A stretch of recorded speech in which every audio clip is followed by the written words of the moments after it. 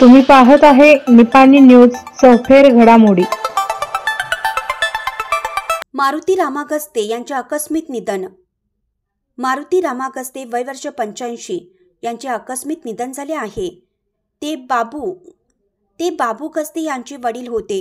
रक्षा विसर्जन उद्या सोमवारी दिनांक 15/9/2025 रोजी सकाळी 9 वाजता निपाणीजवळ असलेल्या पट्टणकुडी येथे आहे।